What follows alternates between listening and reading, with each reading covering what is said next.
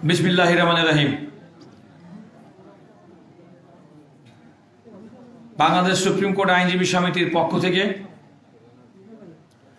আমাদের আজকের যে ট্রেনিং সেশন,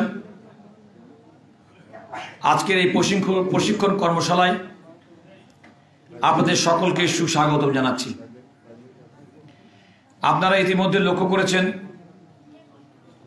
যে আমাদের আজকের অনুষ্ঠানের প্রধান অতিথি মাননীয় বিচারপতি জনাব মুস্তফা জামান ইসলাম এবং আমাদের আজকের অনুষ্ঠানের বিশেষ অতিথি মাননীয় বিচারপতি জনাব এএসএম আব্দুল মবিন আমাদের মাঝে উপস্থিত হয়েছে। আমাদের সুপ্রিম কোর্ট আইনজীবী সমিতির সম্মানিত সভাপতি সিনিয়র অ্যাডভোকেট জনাব এম আমিনউদ্দিন, তিনি অল্প কিছুক্ষণের মধ্যেই আমাদের এখানে অংশগ্রহণ করবেন। আমি অনুষ্ঠান শুরুর প্রারম্ভে সুপ্রিম কোর্ট আইনজীবী সমিতির সম্মানিত সহসভাপতি জনাব আব্দুল জব্বার ভুইয়াকে অনুরোধ করব আমাদের অনুষ্ঠানের প্রধান অতিথি এবং বিশেষ অতিথিকে নিয়ে মঞ্চে আসন গ্রহণ করার জন্য। জনাব আব্দুল জব্বার ভুইয়া এই অনুষ্ঠানের সভাপতিত্ব করবেন এবং যথারীতি আমি মোহাম্মদ রুহুল কুদ্দুস কাজল সমিতির সম্পাদক হিসেবে এই অনুষ্ঠান আপনাদের সামনে পরিচালনা করব। আমি আমাদের সমিতির কার্যকরী কমিটির সদস্য জনাব মারিয়াম খন্দকার, মোহাম্মদ হুমায়ুন কবির,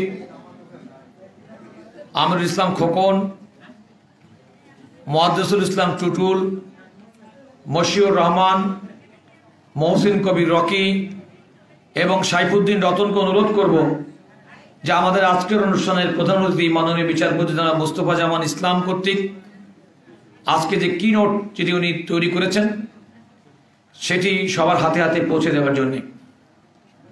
আমি এটা পড়েছি, এবারে অত্যন্ত রিচ একটি কিনোট। আমি আশা করি যে মাননীয় প্রধান অতিথি যখন পড়বেন তখন আপনারা তার সঙ্গে সঙ্গে এটা নীরবতা, আপনারা সে সময় নীরবতা পালন করবেন। অন্তত আপনারা জানেন হাসনাত সাহেব আপনাকে দিবে, প্লিজ। এখানে আমরা এই কপিটি দুপুরের পরে পেয়েছি, জাস্ট আপনাদের জানানোর জন্য, সঙ্গে সঙ্গে আপনাদের সরাসরি আপনাদের হাতে পৌঁছে দেওয়ার জন্যে আমরা কপি করে এটা আপনাদের জন্য নিয়ে এসেছি এবং আপনাদের প্রত্যেকের জন্য এটি থাকবে। হল ভর্তি যারাই থাকবেন প্রত্যেকের জন্য আছে। অনুষ্ঠানের শুরুতেই আমি সম্মানিত সভাপতির অনুমতিক্রমে অনুষ্ঠান শুরু করছি। আমি অনুষ্ঠান শুরুর প্রথমেই আমার পেশাগত জীবনের শুরুর দিকটা কথা বলছি। আমি 1-2 মিনিট কথা বল। আমরা যখন সুপ্রিম কোর্টের হাইকোর্ট বিভাগে প্রথম যখন প্র্যাকটিস শুরু করতাম তখন এই স্পেশাল পাওয়ার্স অ্যাক্টে ডিটেনশন ছিল প্রচন্ড। এই বিভিন্ন ব্যক্তিকে প্রিজুডিশিয়াল অ্যাক্টের কারণে গ্রেপ্তার করা হতো এবং সেগুলো আমরা রিড করতাম। তো আমাদের সিনিয়ররা এই সমস্ত মামলাগুলোতে আমাদের উপরে খুব নির্ভর করতেন, কারণ ওনারা মনে করতেন যে তখন এই স্পেশাল পাওয়ার্স অ্যাক্টের ডিটেনশনকে চ্যালেঞ্জ করে মামলা করাটা জুনিয়ররা খুব কমফোর্টেবলি করতে পারে। ভেগ, ইনডেফিনিট, কোনো ইফেক্টিভ রিপ্রেজেন্টেশন করা যায় না, this are the all common grounds. আমরা এটা করতাম। কালের বিবর্তনে এখন আর ডিটেনশন স্পেশাল পাওয়ার্স অ্যাক্টে হয় না, কারণ স্পেশাল পাওয়ার্স অ্যাক্টের সমান ক্ষমতাধর অনেক আইন বাংলাদেশে পরবর্তীতে হয়েছে। সুতরাং এখন আর কেউ বিশেষ ক্ষমতা আইনকে কেউ কালো আইন বলে না। এখনকার প্র্যাকটিসে, বিশেষ করে হাইকোর্টের প্র্যাকটিসের শুরুতেই আমার মনে হয় তরুণ যে সমস্ত বন্ধুরা যারা ক্রিমিনাল ল চেম্বারে প্র্যাকটিস করেন কিংবা ক্রিমিনাল ল প্র্যাকটিস করেন তাদের জন্য হাতে খড়ি হয় অনেকটা জামিন দিয়ে, আমি নিশ্চিত। এবং জামিন আমাদের ব্যক্তি জীবনে জানা মতে প্রত্যেকের অত্যন্ত সহজ স্বাভাবিক কথা হলেও জামিন সংক্রান্ত আইনটা কিংবা এর ইতিহাস আমরা কিন্তু অনেকেই জানি না, কিংবা আমরা জানলেও পেশাগত জীবনে দীর্ঘদিন পর্যন্ত হয়তো আমরা ভুলে গেছি। অথচ জামিন হচ্ছে, আমার মনে হয় এমন কোনো পৃথিবীর এমন কোনো মানুষ নেই জামিন কাকে বলে, বেল কাকে বলে কেউ বুঝবে না, এমন কেউ নাই। কিন্তু এ সংক্রান্ত আইনটা আমরা আশা করি যে আমরা আজকে আমাদের মাননীয় প্রধান অতিথি, আমি অনুষ্ঠানের শুরুতেই ওনাকে বলবো যে ওনার যে কিনোট স্পিচ উনি দিবেন, এরপরে আমাদের মাননীয় বিশেষ অতিথি তার বক্তব্য রাখবেন। আমি এখন মাননীয় বিচারপতি জনাব মুস্তফা জামান ইসলামকে তার কিনোট স্পিচ দেওয়ার জন্য অনুরোধ জানাচ্ছি। মাননীয় বিচারপতি জনাব মুস্তফা জামান ইসলাম।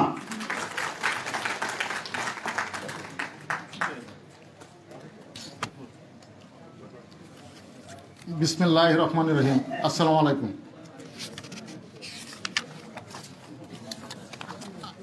আমি কিনোট পড়ার আগে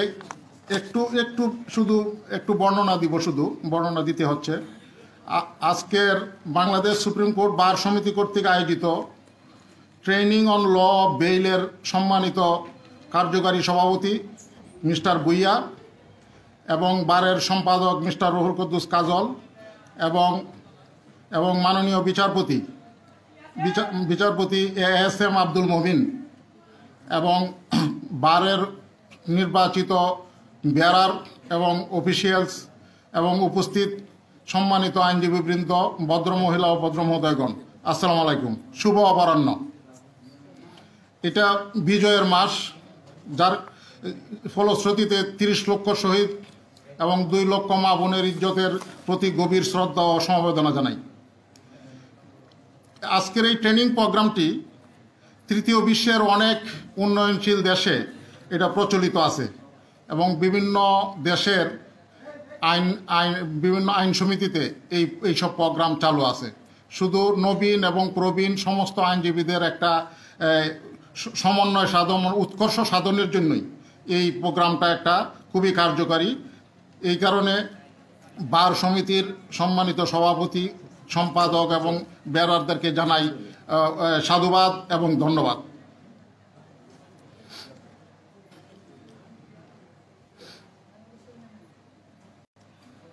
এবং এই প্রোগ্রামে আমি একজন ক্ষুদ্র নবীন বিচারপতি হিসাবে এইখানে আমন্ত্রণ পাওয়ার জন্য এবং কিছু জামিন সম্পর্কে কিছু বলার জন্য আমন্ত্রিত হওয়ায় সবাইকে জানাই আন্তরিক মোবারকবাদ এবং ধন্যবাদ।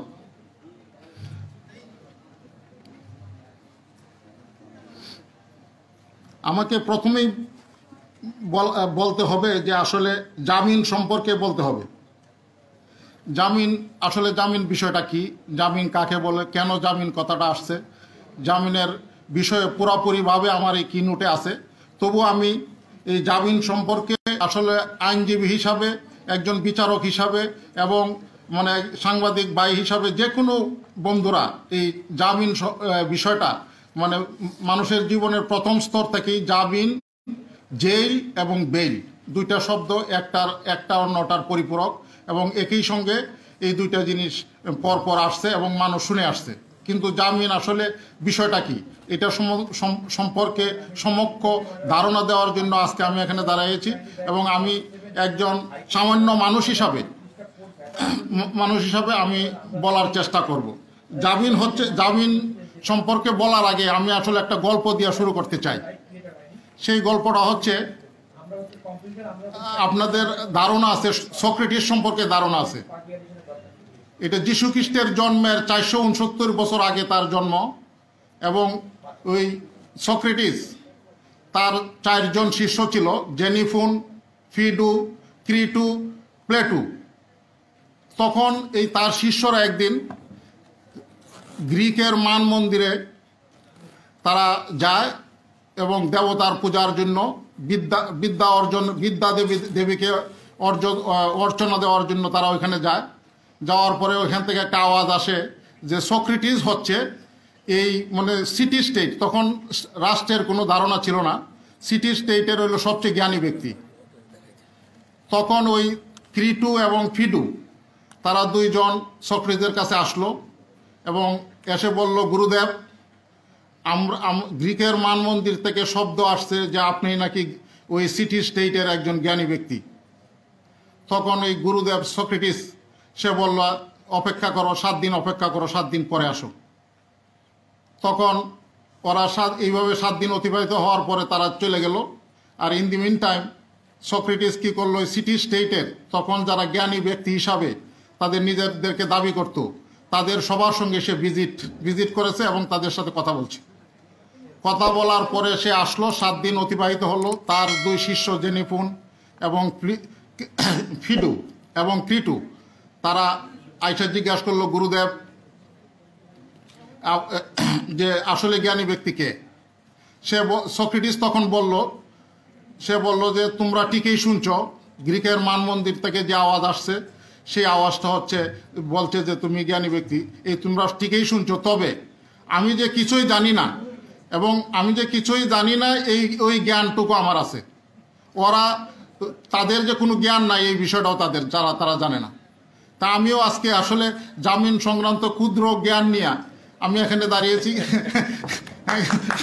কি বলতে পারবো আমি জানি না।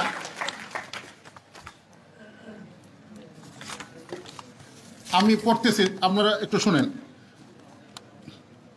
Preliminary idea about bail. Concept of bail. Bail is derived from an old French verb bailer. Bail, though primarily a legal term, has acclaimed usage both by lawmen and laymen. Bail remains an undefined term in CRPC. Nowhere else has the term been statutorily defined.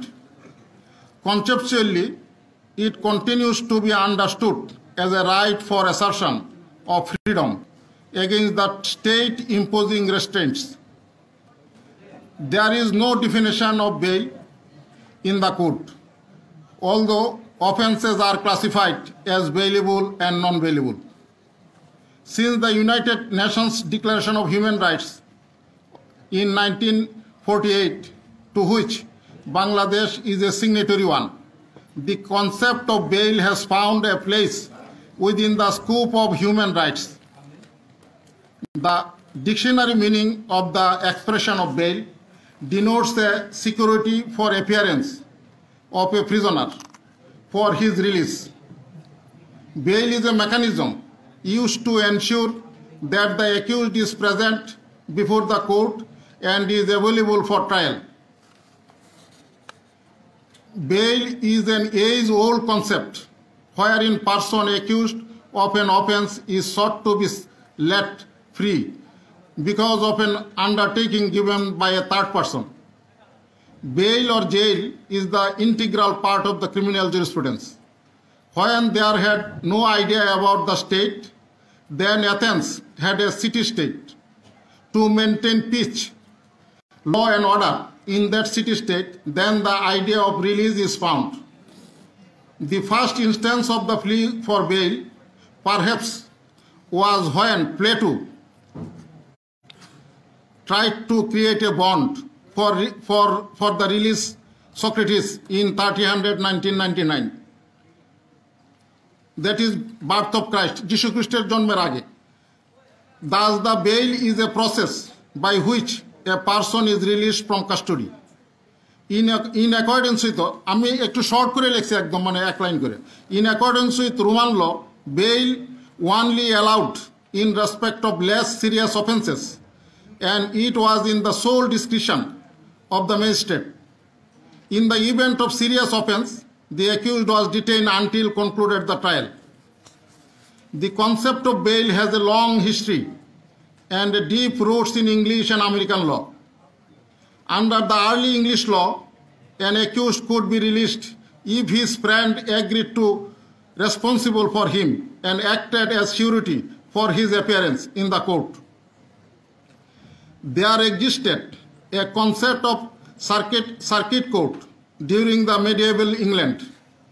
Judges used to periodically go on circuit on various parts of the country to decide cases. The terms sessions and quarter sessions are thus derived from the intervals at which church courts were held. In the meanwhile, the under trials were kept in prison awaiting their trials. These prisoners were kept in very unhygienic and inhuman conditions. This was caused the spread of a lot of disease. These agitated the under trials who were hence separated from the accused. This led to their release on their securing a surety to ensure the presence of trial. If he did not appear, then his surety was held liable and was made face trial. In the Magna Carta, আপনারা শুনছেন যে Magna কার্টা হলো প্রথম সনদ পৃথিবীতে যে 1215 সালে হয়েছিল। In the Magna Carta in 1215, the first steps was taken in the granting rights to citizen. It said that no man could be taken or imprisoned without being judged by his peers or the law of the land. In 1275, the Statute of the Westminster was enacted, which divided crimes as bailable and non-bailable. It also determined which judges and officials could make decisions on bail. During Mughal rule, the Indian legal system is recorded to have an institution of bail, with the system of releasing an arrested person on his furnishing a surety. The advent of British rule in India saw gradual adaptation of the principles and practices known to Britishers and prevalent in the common law.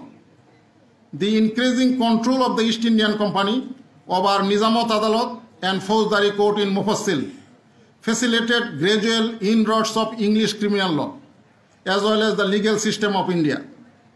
Criminal court were using too well understood and well defined from bail for release of a person held in custody. They are known as Jamanat and Muslaka. The present day, the Indian subcontinent, that is India, Pakistan and Bangladesh, derives its principle and working on bail from England as Commonwealth countries. The law relating to bail is contained in section 496 to 498 of chapter 39, the Code of Criminal Procedure 1898, did not contain any specific provision of anticipatory bail. The pre-arrest bail or anticipatory bail was first granted in the Hedayatullah versus Crown in 1949, so that a respectable person not be implicated in a case. The question to whether the court should protect dignity of a person or not noted that a contrary view was, however, expressed by the High Court of Hyderabad in Muzaffaruddin's case and Lahore in Hedayatullah case. Though there is a conflict of judicial opinion about the power of a court to grant anticipatory bail, the majority view is that there is no such power under the existing provision of the court. The necessity for granting anticipatory bail arises mainly because sometimes influential persons try to implicate their rivals in false cases for the purpose of disgracing or humiliate them. More so, in recent development is that there is also a political rivalry. It is noted that the provision of anticipatory bail was introduced for the first time in India of the Code of Criminal Procedure in 1973.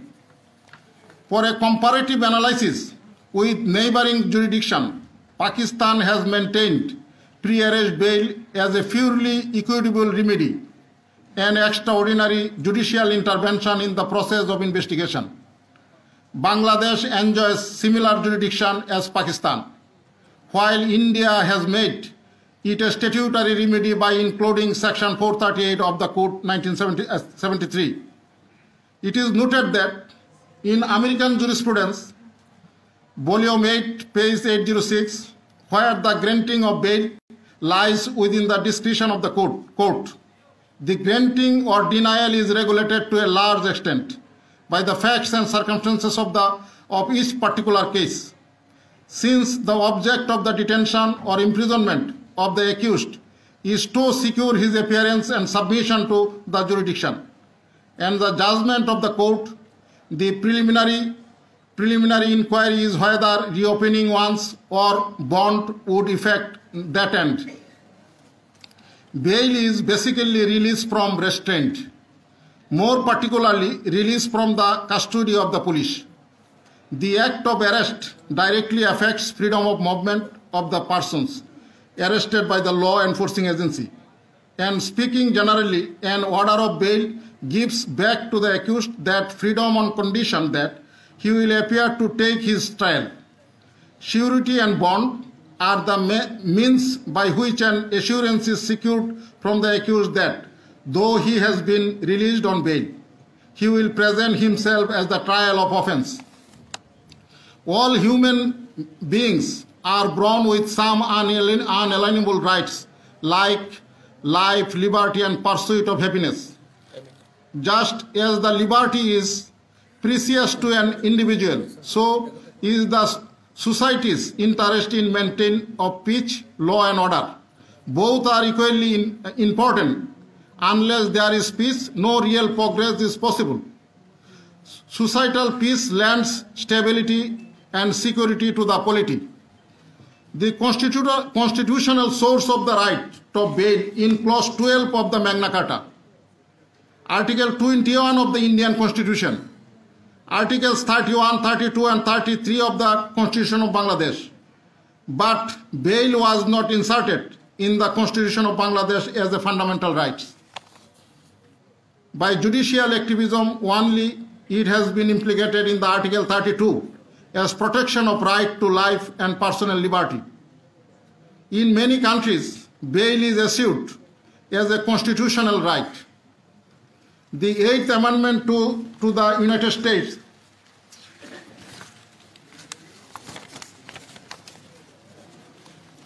Constitution enjoins the right to bail as fundamental right.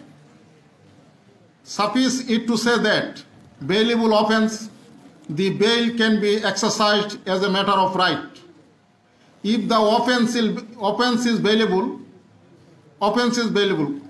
Conversely, bail can only be a matter of discretion in respect of non-bailable offense. The scope of discretion varies in inverse proportion to the gravity of the crime. As the gravity of the offense increases, the discretion to release the offender on bail gets reduced. The discretion of the court is to be exercised judicially, not capriciously. Discretion must be exercised with respect to the guidelines provided by law. While granting bail in a non-bailable offense under Section 498 of the Code of Criminal Procedure, the following consideration arise before the court. Guidelines from bail. আমি কিছু ওই guideline এখানে ready করছি, আপনাদের হাতে হয়তো আরো ব্যাপক থাকতে পারে, তবু আমি এটা পড়ে শোনাচ্ছি। While considering the request for grant of bail, the court should consider the following reasons, stroke points. Act. There is no specific overtact against the accused in the FIR. No confessional statement to the accused. There are grounds for believing that the accused has committed the offense. Nature and gravity of charge stroke offense. Severity of punishment in the case of conviction. Apprehension of abscondence when released on bail. Danger of witnesses being tampered with. The dying declaration by the victim did not mention the accused's name. The period for which the petitioner has been in jail and when the trial is likely to conclude. Whether the petitioner is named in the FIR, time taken in lodging the FIR, whether prompt, whether the accused is a previous convict, whether reasonable possibility of false implication of accused. Every accused should be presumed not to be guilty. Progress is delay of the trial. No TI parade was held. Noted that in offences punishable with death, imprisonment for life, and imprisonment for a period of up to 10 years, the court should consider on bail on the following reasons. 1. It is a fair chance of acquittal. 2. Benefit of reasonable doubt. There is no prospect of immediate disposal of the appeal. Identity of the accused. Part allegedly played by the accused in the occurrence. Presence of the accused at the spot. Question of vicarious liability. Allegation made in the FIR. Statement made in the FIR. Other incriminating materials against the accused. And plea raised by the accused. এবং আরেকটা point short হয়ে গেছে, যেটা narcotics control অ্যাক্টের যে টেবিলের উপরে নির্ভর করে যে মামলাগুলার এই মানে কনভিকশন এবং সেন্টেন্স নির্ধারণ করা হয়, এটা ওজন হচ্ছে একটা মেইন গ্রাউন্ড। ওজন এবং কেমিক্যাল টেস্ট, ওই গ্রাউন্ডসটা আমার নেওয়া হয়নি, পরবর্তীতে আমি একটু ইমপ্রুভ করবো, তাড়াতাড়ি শেষ করা নাই। আমি সর্বশেষ বলতে চাই, আমার এটা পড়া শেষ, যদিও আমি একটু বলতে চাই, সিনিয়র অ্যাডভোকেট SM শাহজাহান সাহেব আছেন এবং যারা ক্রিমিনাল প্র্যাকটিস করেন তারা ভালোভাবে বলতে পারবেন। বেইলের জন্য মূলত আসলে 3টা বিষয় আপনার দেখতে হবে, প্রধানত 3টা বিষয় শর্ত।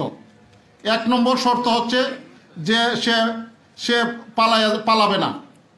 দ্বিতীয় শর্ত হচ্ছে সে উইটনেস সাক্ষীদেরকে কোনো টেম্পার করবে না, অথবা হুমকি দেবে না, অথবা তার সাক্ষী দেওয়ার ক্ষেত্রে তাকে বাধা সৃষ্টি করবে না। আর 3 নম্বর হচ্ছে তার ট্রায়ালে প্রেজেন্স হবে। এই 3টা যদি কোর্টে স্যাটিসফাইড করা যায়, তার কোর্টের ডিসক্রিশন নন বেলেবল অফেন্সের ক্ষেত্রে সে তার ডিসক্রিশনটা ইউজ করতে পারে। তাই আমাদের এখানে আসার আগে আমার ওই যে মাননীয় কার্যকরী সভাপতি মিস্টার ভুইয়া, সে আমাকে প্রশ্ন করছে কেন আমরা বেইলের ক্ষেত্রে এগুলো এক্সারসাইজ করি না। অবশ্যই আমরা এক্সারসাইজ করি, সবাই এক্সারসাইজ করে। যারা আমরা আরও ভালোভাবে গ্রাউন্ডস মানে বেইলের পিটিশনগুলোতে আমরা নিতে পারবো, অবশ্যই আমরা এক্সারসাইজ করব। আমরা বিয়ন্ড ল কেউ কাজ করব না, লয়ের ভিতরে আমরা কাজ করব। Thank you so much.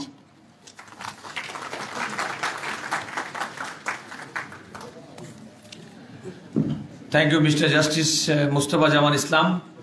I am sure যে উনার যে hand out, that is a very useful document for all of us. কি আপনারা কি আমার সঙ্গে একমত? যদি একমত হয়ে থাকেন তাহলে মাননীয় প্রধান অতিথি এবং কিনোট স্পিকারের জন্য কি করতে হবে?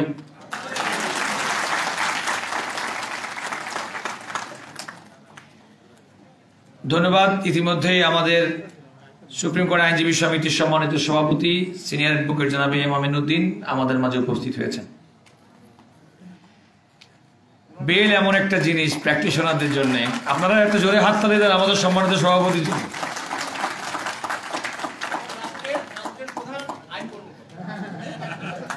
রাষ্ট্রের প্রধান আইন কর্মকর্তা এবং আইনজীবীদের অভিভাবক, কিন্তু সভাপতি সাহেবের বক্তব্য হচ্ছে সুপ্রিম কোর্ট আইনজীবী সমিতির যখন কোনো কার্যক্রমে উনি আসবেন তখন উনি সুপ্রিম কোর্ট আইনজীবী সমিতির সভাপতি।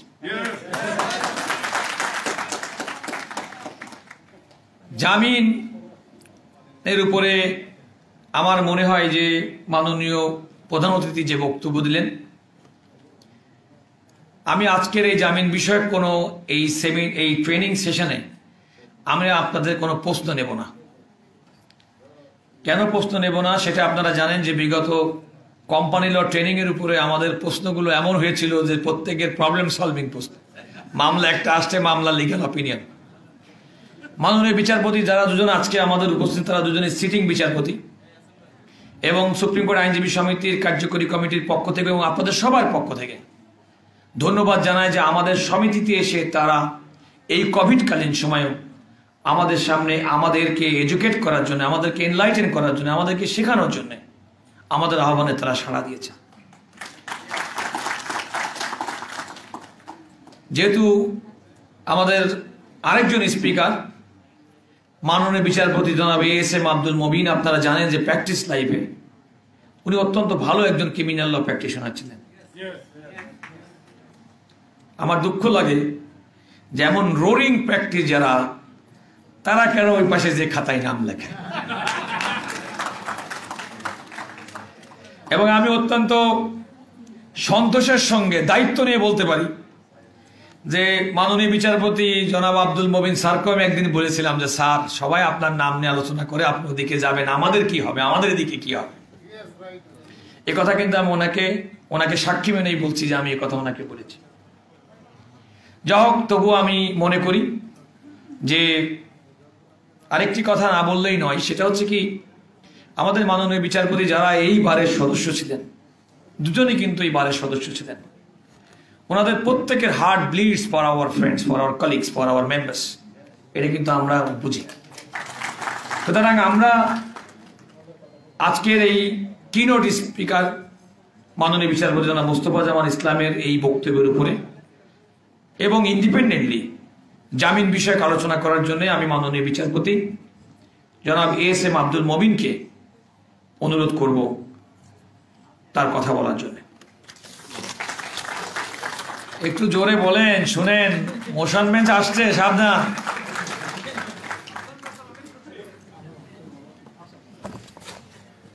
শুভ অপরাহ্ন। আজকে উপবিষ্ট এখানে বারের সম্মানিত সভাপতি, বাংলাদেশের প্রধান আইন কর্মকর্তা, বারের সহসভাপতি, বারের সম্মানিত সেক্রেটারি মহোদয়, তো প্রথমে আমি ওনাদের প্রতি কৃতজ্ঞতা প্রকাশ করছি যে আজকে এখন আমাকে এখানে আমন্ত্রণ জানিয়ে আপনাদের সামনে একটা সাক্ষাতের সুযোগ করে দেওয়ার জন্য আমি সত্যিই ওনাদের প্রতি কৃতজ্ঞ। সত্যিই আমি ওনাদের প্রতি কৃতজ্ঞ। তো এখানে আজকে বিষয় বলা হয়েছে ট্রেনিং প্রোগ্রাম। আমার মনে হয় এটা ট্রেনিং শব্দ ব্যবহারটা কতটুকু যুক্তিযুক্ত, এটা একটা আলোচনা হইলে ভালো। কারণ আপনারা আমাদের এই ট্রেনিং দেওয়ার ক্ষমতা আমাদের নাই। আমাদের চেয়ে অনেক জ্ঞানী আপনাদের মাঝে আছে, অনেকে হয়তো আমরা কম জানি, বেশি জানি, সবাই জানি কিছু কিছু। এটা নিয়ে একটা আলোচনা করালে আমার শ্রদ্ধেয় বিচারপতি জনাব মুস্তাফা জামান ইসলাম এই জামিন সংক্রান্ত একটা কেনুট পেপার উপস্থাপন করেছেন, সেখানে তিনি এই জামিনের ইতিহাস, জামিনের কনসেপ্ট সম্পর্কে আলোচনা করেছেন। আমি সরাসরি এই কেনুট পেপারে আমিও কিছুটা বলেছিলাম, মানে একটা ধারণা নিয়ে আসছিলাম, না গিয়ে এই জামিন সংক্রান্ত আইনের ভিতরেই সীমাবদ্ধ থাকার চেষ্টা করব আমার আলোচনায়।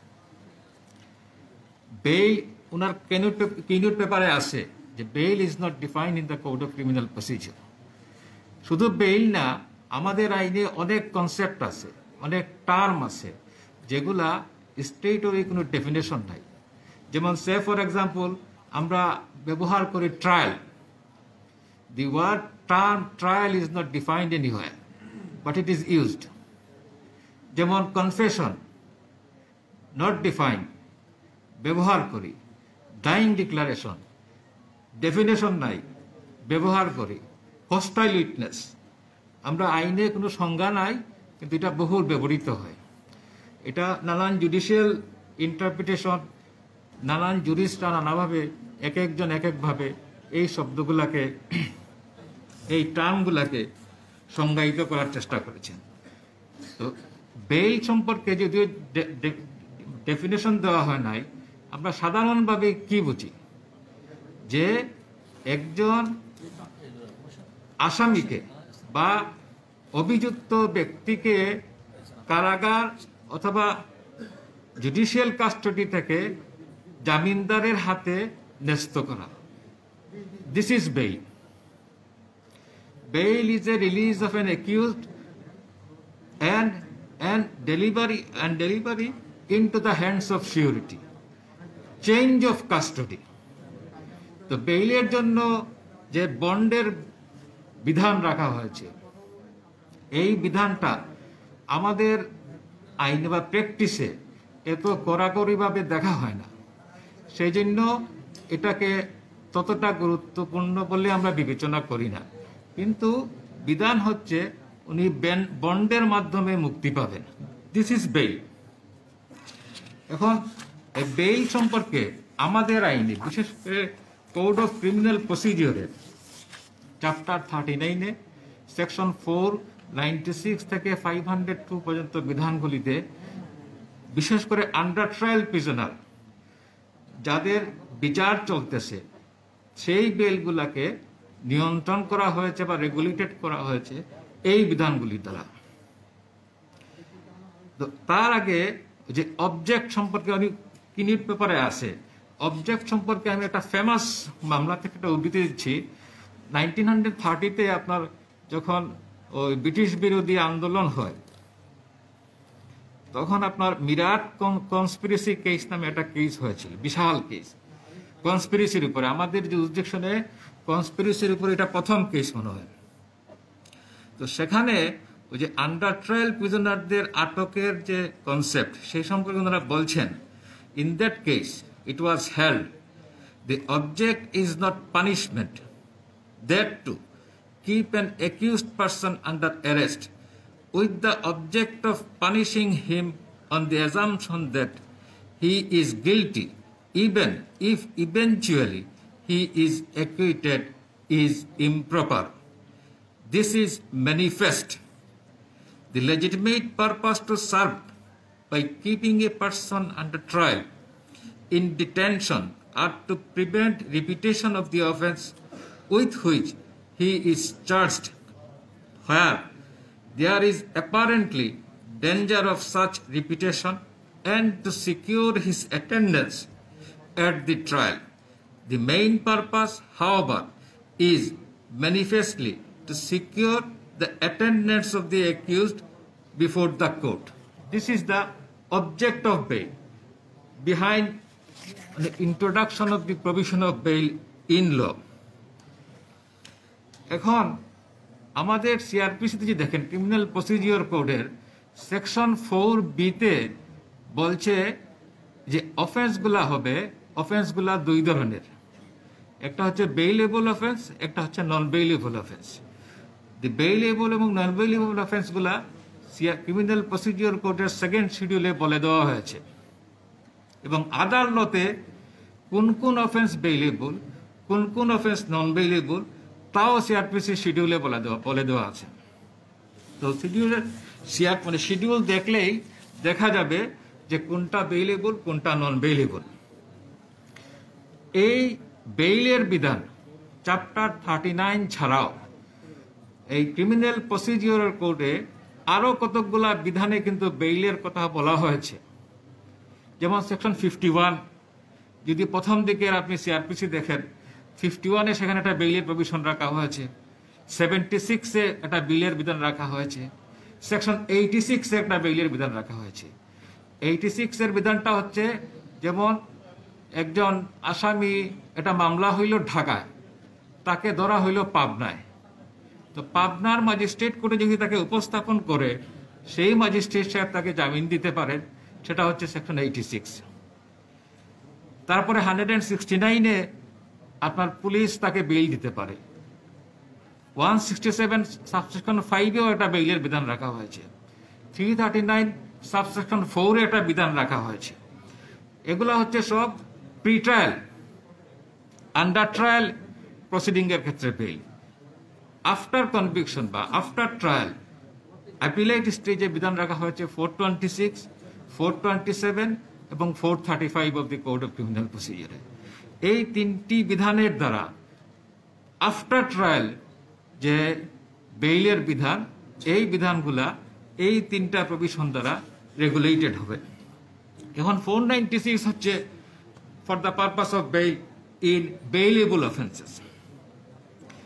বেইলের ক্ষেত্রে শর্ত হচ্ছে তাকে অ্যারেস্টেড হইতে হবে, অথবা ডিটেইন উইদাউট ওয়ারেন্ট থাকতে হবে, অথবা appears or ব্রট before the court. এই কন্ডিশন যদি ফিল আপ হয়, এই কন্ডিশন যদি ফুলফিল হয়, তাহলে সে যদি বেইল দিতে প্রস্তুত থাকে, অর্থাৎ সিউরিটি দিতে প্রস্তুত থাকে, তাহলে বেইলেবল অফেন্সে তাকে জামিন দেওয়া যাবে। নন বেইলেবল অফেন্সের ক্ষেত্রে 497 is very important provision of law. So far bail is concerned, bail is regulated either regular bail or anticipatory bail. Both the bail are regulated by the provision of section 497 of the Code of Criminal Procedure. 497-এর subsection 1 বলছে যে যদি নন bailable অফেন্সে কেউ আসামি হয়, accused থাকে, তাহলে সেই অফেন্সটা যদি punishable with death or imprisonment for life না হয়, তাহলে তাকে কোর্ট জামিন দিতে পারে। কিন্তু যদি সে ডেথ অথবা ইমপ্রিজনমেন্ট ফর লাইফের ক্ষেত্রে অ্যাকিউজিশন থাকে, তাহলে তাকে জামিনে মুক্তি দেওয়া যাবে না। এর সঙ্গে একটা প্রভাইসো রাখা হয়েছে। সে প্রভাইসোতে বলতেছে any accused under the age of 16, woman, sick or infirm, এই চারটা ক্যাটাগরির লোককে বলছে যদি ডেথ এবং ইমপ্রিজনমেন্ট ফর লাইফ এই অফেন্সগুলোতে আসামি হয়, সেই ক্ষেত্রে এদেরকে জামিন দেওয়া যাবে। এখন আসছে সাবসেকশন 2-তে। সাবসেকশন 2-তে এসে বলতেছে 1-এ বলছে দেওয়া যাবে না, 2-তে এসে বলতেছে যদি any offence punishable with death or imprisonment for life হয়, কিন্তু there are reasonable grounds for further inquiry into his guilt, তার বিরুদ্ধে যে সকল সাক্ষ্য প্রমাণ উপস্থাপন করা হয়েছে সেই সকল সাক্ষ্য প্রমাণে তাকে দোষী সাব্যস্ত করতে গেলে আরও সাক্ষ্য প্রমাণ প্রয়োজন, ফার্দার মেটেরিয়ালস আর নেসেসারি।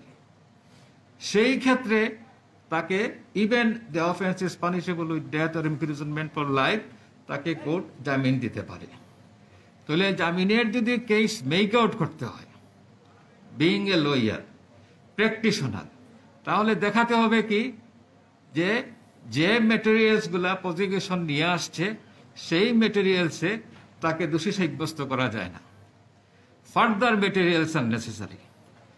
এটা যদি দেখানো যায় তাহলে 497 সাবসেকশন 2-তে you can ask for a bail, and this is the law.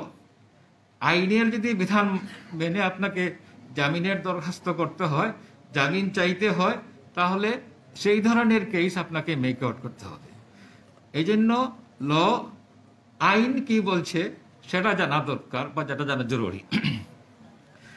Next হচ্ছে বাকি সেকশন যেগুলো আছে এগুলা এত গুরুত্বপূর্ণ না, এবং সাবসেকশন 3-তে বলতেছে আপনার প্রত্যেকটা জামিনের ক্ষেত্রে আপনার কোর্ট রিজন অ্যাসাইন করতে হবে, দিলেও অ্যাসাইন করতে হবে, বলছে রেকর্ড রিজন, মানে record to be reason to be recorded. তারপর সাবসেকশন 5-এ এসে বলতেছে ক্যান্সেলেশন অফ বেইল, হাইকোর্ট বা সেশন জাজ জামিন ক্যান্সেল করতে পারে। মেইন আমাদের হাইকোর্টে যেটা এক্সারসাইজ মোস্টলি হয় সেটা হচ্ছে 498। 498 consists of 2 parts. If you read the provision of section 498, then you will find it consists of 2 parts. First parts relate to bail bond, যে সেখানে বলছে বেইল বন্ড এক্সেসিভ হবে না, আইনে একটা বাধা নিষেধ দেওয়া আছে। সেকেন্ড পার্টে এসে বলতেছে হাইকোর্ট অথবা court of session in any case any person can be admitted in to bail. এখন প্রশ্ন আসছে যে in any case whether there is an appeal on conviction or not, এইভাবে মনে হয় ল্যাঙ্গুয়েজে আছে, or admitted to bail। 497-এ যদি আপনি খেয়াল করেন মনোযোগ দিয়ে, তো সেখানে বলছে released on bail, shall be released on bail, whereas 498-এ এসে বলা হচ্ছে অ্যাডমিটেড টু বেইল।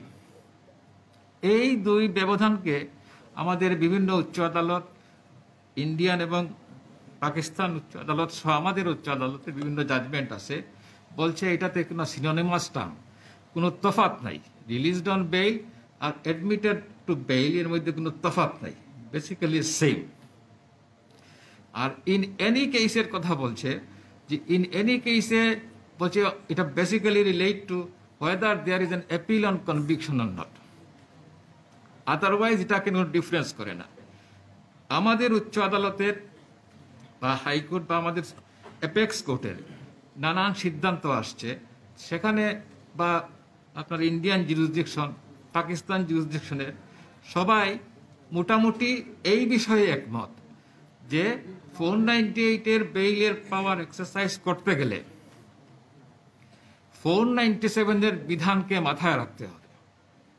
যদি 497-এর বিধান অনুযায়ী কেউ জামিন পায় বা না পায়, সেই ক্ষেত্রে 498টা এক্সারসাইজ করতে হবে। It has not given but it has not given any extra access by extraordinary power to the High Court. This power is regulated by the section 497 of the Code of Criminal Procedure. এই হচ্ছে 498-এর মোটামুটি বিধান। আমাদের এখানে এই যে আমাদের হাইকোর্টে প্র্যাকটিস হচ্ছে আপনার 498-এ তো হাইকোর্ট বেইল হয়, তো 498-এ আমরা বলি যে রেগুলার 498 না অ্যান্টিসিপেটরি 498, দুই ধরনের। যদি আসামি কাস্টডিতে থাকে আপনার নিম্ন আদালতে বা কোর্ট অফ সেশনে তার জামিনের দরখাস্ত না মঞ্জুর হয়, তখন আমরা উচ্চ আদালতে আসি, এটাকে আমরা 498 রেগুলার বলি। আর সে যদি কোনো আদালতেই না যায়, ফ্রি ম্যান থাকে, এফ্রেশ কোর্টে জামিন চায়, তখন আমরা বলি প্রি অ্যারেস্ট বেইল বা অ্যান্টিসিপেটরি বেইল। তো রেগুলার বেইলের ক্ষেত্রেও 498 এর পাওয়ার যখন এক্সারসাইজ করবেন, তখন সব আদালতই বলছে যে 497 এর যে কন্ডিশন প্রিসিডেন্ট যে কতগুলা বলা দেওয়া হয়েছে সবগুলাকে অনুসরণ করে 498 এর ক্ষমতা এক্সারসাইজ করতে হবে। এই অ্যান্টিসিপেটরি বেইল সম্পর্কে এটা কেন স্টেটরি কোনো বিধান নাই।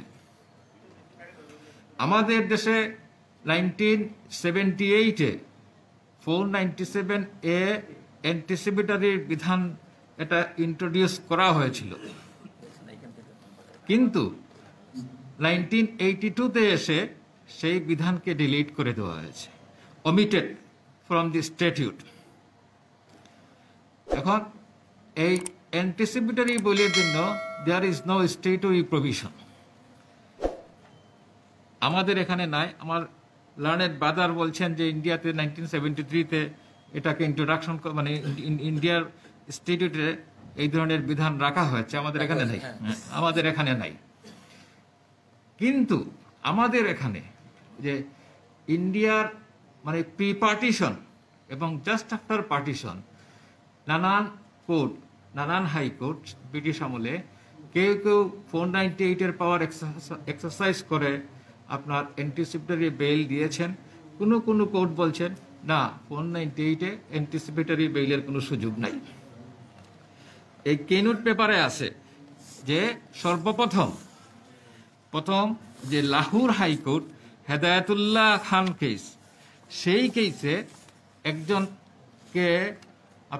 সিঙ্গেল জাজ presiding over a single bench, উনি একজন আসামিকে অ্যান্টিসিপেটরি বেইল দিয়েছিলেন। তো সেই বেইল স্টেটের পক্ষ থেকে চ্যালেঞ্জ করা হইল, বলা হইল যে না, এই হাইকোর্টের 498 এর বিধান মতে অ্যান্টিসিপেটরি বেইল দেওয়ার ক্ষমতা নাই। Then the matter was referred to full bench. এই ফুল বেঞ্চে মিস্টার জাস্টিস কর্নেলিয়াস, পরবর্তীতে উনি হয়তো চিফ জাস্টিস হয়েছিলেন, দেন হি ওয়াজ জাজ of the high court of Lahore, উনি ফুল বেঞ্চের পক্ষ থেকে একটা জাজমেন্ট দিলেন। আমাদের জুরিসডিকশনে এটা প্রথম জাজমেন্ট। উনি 497, 498 এই দুই বিধানকে ইন্টারপ্রিট করে বললেন যে high court can grant pre arrest bail. তো এটা সম্ভবত এটা 1949-এ এটা হয়েছিল। দেন এগেইন জাস্টিস কায়ানি, নাম অনেকে শুনছেন, উনিও একটা জামিন দিয়েছিলেন anticipatory with reference to the case of Hedayetullah. হেদায়েতুল্লাহর কেসের রেফারেন্সে উনি একটা অ্যান্টিসিপেটরি দিয়েছিলেন। It was challenge to Pakistan federal court. এটা হচ্ছে 5 DLR page 143 FC, 5 DLR FC 143। এটা হচ্ছে ক্রাউন ভার্সাস খুশি মোহাম্মদ। এই কেসে ওনারা বললেন না, unless a person is arrested, detained or restrained or any kind of warrant of arrest is issued, no bail can be granted. তাহলে অ্যান্টিসিপেটরি বেইল বন্ধ হয়ে গেল 5 DLR এর কেস অনুযায়ী। তারপরে আসলো আমাদের এখানে 18 DLR এর কেস।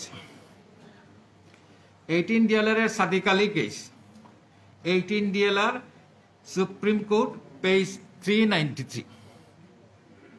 সেখানেও এটা অ্যান্টিসিপেটরি বেইল নিয়ে কোয়েশ্চেন হচ্ছিল, হাইকোর্ট দিয়েছিল, আলটিমেটলি এটা সুপ্রিম কোর্ট গেছিল। সুপ্রিম কোর্ট এই খুশি মোহাম্মদের কেস বা হেদায়েতুল্লাহর কেস বা তৎকালীন সময়ে এই সাবকন্টিনেন্টের অনেকগুলা কেস রেফার করে তারা আলটিমেটলি সিদ্ধান্ত দিলেন যে না, এই 498-এ high court can grant anticipatory bail. তারা এই কথাটা বললেন, the rule laid down in Khushi Mohammed case could safely be extended to a direction for the grant of bail to a person whose arrest on a criminal charge by the police without a warrant is proved to be imminent and certain, and where circumstances would justify the grant of bail. তাহলে এই বেইলের scope যেটা anticipatory বেইলের scope এটা extend করে দিলেন ওনারা, বলে দিলেন যে ইমিনেন্ট ডেঞ্জার থাকলে অথবা সার্টেনিটি থাকলে সেখানে অ্যান্টিসিপেটরি বেইল দেওয়া বা পিআরএস বেইল দেওয়া যেতে পারে। এই 18 DLR case again reviewed in 19 DLR Supreme Court, page 38. 19 DLR Supreme Court, page 38. সেখানে একই জাজ 18 DLR এর যে জজ সাহেব ছিলেন উনি একই জাজ এটাকে আবার রিভিউ করলেন, করে মোটামুটি 18 DLR এর কেসটাকে ওনারা আপহেল্ড করলেন। তো ওনারা এসে বললেন যে 497 অনুযায়ী দিতে পারবেন না, কিন্তু যেখানে 497 শেষ হয়ে গেছে সেখানে 498 শুরু হবে। ওনারা এই কথা বললেন, section 498 however would be called in aid before the court of session or the high court, even where the court is not seized directly of the proceedings in question, and where no actual arrest has been made so far, but anticipatory bail is asked for, where the case is still at the stage of investigation by the police or a pending in a subordinate court. তাহলে anticipatory বেইলের একটা বিধান ওরা করে দিলেন। আমাদের জুরিসডিকশনে আমাদের এখানে আসে 51 DLR অ্যাপিলেট ডিভিশন, পেজ 252। হ্যাঁ, আব্দুল ওয়াহাব শাহ চৌধুরী ভার্সাস স্টেট। সেখানে আমাদের his lordship justice ATM Afzal এটাকে আবার রিভিউ করলেন। এই রিভিউ করে ওনারা বললেন যে prayer for arrest pre-arrest bail should be considered without feeling of fetter of section 497 at the first instance, but the general principle as laid down in that section should always be there at the back of the mind of the court, particularly the nature of allegation made against in a particular case involving him with offense. We wish to lay down as a first proposition that it is an extraordinary remedy, an exception to the general law of bail, which can be granted only in extraordinary and exceptional circumstances upon a proper and intelligent exercise of discretion. This is the আপনার bail সম্পর্কে আমাদের judicial আপনার প্রোনাউন্সমেন্ট। এরপরে আমাদের এখানে পরবর্তীতে যেমন state versus Zakaria Pintu 62 DLR AD 420, সেখানে অ্যান্টিসিপেটরি বেইলকে ডিসকারেজ করা হয়েছে। 66 DLR AD পেজ 92 AD 92 দুর্নীতি দমন commission versus Khondokar Musharraf Hossain AHM Shamsuddin সাহেব his lordship mister justice Chowdhury, উনি বলছেন অ্যান্টিসিপেটরি বেইল দিতে পারবেন, কিন্তু এটা কোনো অবস্থায় 4 উইকসের বেশি হবে না। এটা আবার রিভিউ হইল। Lastly recently his lordship justice Hasan Faiz Siddiqui the judgment দিছেন। এটা 28 BLT AD পেজ 85-এ রিপোর্টেড হয়েছে রিসেন্ট কেস। সেখানে উনি কতগুলা ক্রাইটেরিয়া বা গাইডলাইন বা আপনার ফ্যাক্টর সেট করে দিচ্ছে, অনেকগুলা ফ্যাক্টর।